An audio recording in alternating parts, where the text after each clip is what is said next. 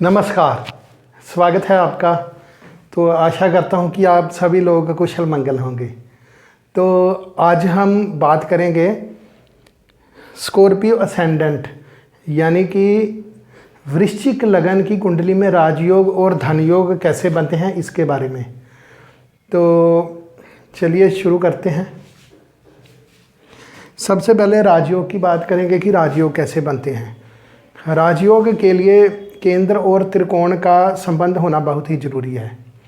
जैसे 1 और 4 यानी कि पहला घर और चौथे घर का अगर कनेक्शन बन जाए तो ये राजयोग बन जाता है।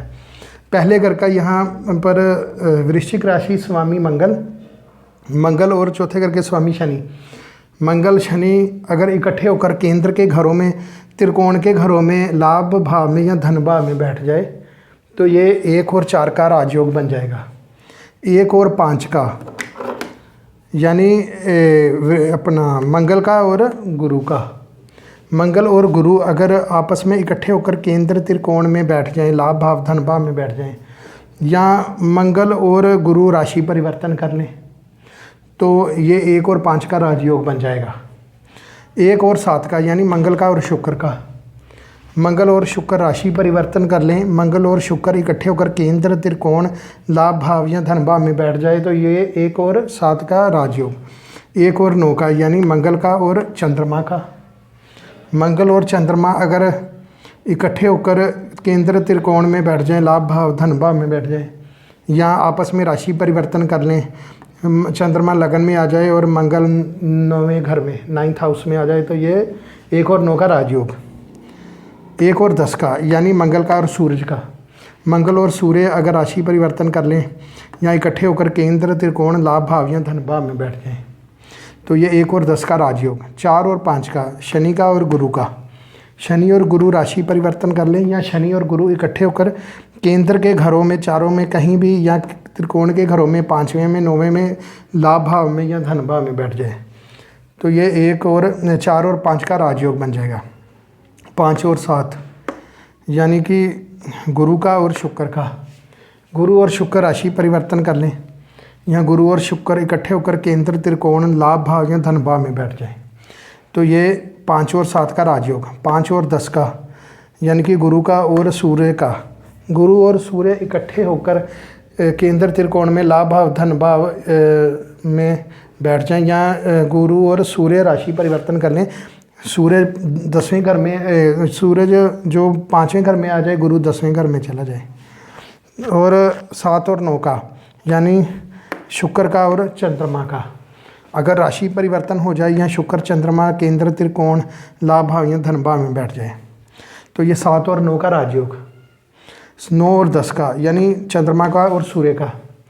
चंद्रमा और सूर्य राशि परिवर्तन कर लें या चंद्रमा और सूर्य इकट्ठे होकर कहीं भी केंद्र त्रिकोण लाभ भाव या धन भाव में बैठ जाए तो ये चंद्रमा और सूर्य का राजयोग बन जाएगा।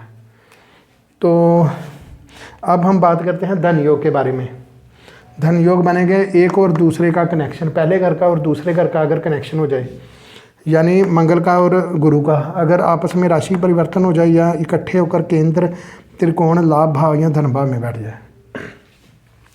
1 और 5 का मंगल का और गुरु का अगर आपस में राशि परिवर्तन कर लें या इकट्ठे होकर केंद्र त्रिकोण लाभ भाव धन भाव में बैठ जाएं। 1 और 9 का ऐसे ही राजयोग और धन योग 1 और 5 के और 1 और 9 के राजयोग भी बनते हैं और धन योग भी। तो ये 1 और 9 मंगल और चंद्रमा राशि परिवर्तन कर लें या इकट्ठे होकर केंद्र त्रिकोण लाभ भाव या धन भाव में बैठ जाएं। 1 और 11 का मंगल का और बुध का। मंगल और बुध राशि परिवर्तन कर लें या इकट्ठे होकर कहीं पर केंद्र त्रिकोण लाभ भाव या धन भाव में बैठ जाएं। 2 और 5 का गुरु का और यहाँ पर 5वें घर में भी गुरु की राशि, और गुरु अगर दूसरे घर में बैठ जाए 5वें में भी या 9वें में या 11वें घर में लाभ भाव में तो ये 2 और 5 का धन योग बन जाएगा। 2 और 9 का गुरु का और चंद्रमा का आपस में राशि परिवर्तन हो जाए या इकट्ठे होकर केंद्र त्रिकोण लाभ भाव या धन भाव में बैठ जाएं तो ये 2 और 9 का धन योग। 2 और 11 गुरु का और बुध का गुरु और बुध राशि परिवर्तन कर लें, महाधन योग बन जाएगा। यहाँ गुरु बुध केंद्र त्रिकोण लाभ भाव या धन भाव में बैठ जाए। 5 और 9 का, गुरु का और चंद्रमा का अगर आपस में राशि परिवर्तन हो जाए या गुरु चंद्रमा इकट्ठे होकर केंद्र त्रिकोण लाभ भाव या धन भाव में बैठ जाएं। ये 5 और 9 का। तो 5 और 11 का, गुरु का और बुध का, गुरु और बुध राशि परिवर्तन कर लें या दोनों गुरु बुध इकट्ठे होकर केंद्र त्रिकोण लाभ भाव या धन भाव में बैठ जाए। 9 और 11 का, चंद्रमा का और बुध का आपस में राशि परिवर्तन हो जाए या इकट्ठे होकर केंद्र त्रिकोण लाभ भाव या धन भाव में बैठ जाए, तो ये धन योग बन जाते हैं। अब विपरीत राजयोग इसमें कैसे बनेंगे? छठे घर का मालिक मंगल छठे घर में 8वें या 12वें घर में बैठ जाए तो मंगल विपरीत राजयोग बना लेंगे। 8वें घर का मालिक बुध अगर 8वें में बैठ जाए, छठे में या 12वें में बैठ जाए तो ये बुध का विपरीत राजयोग।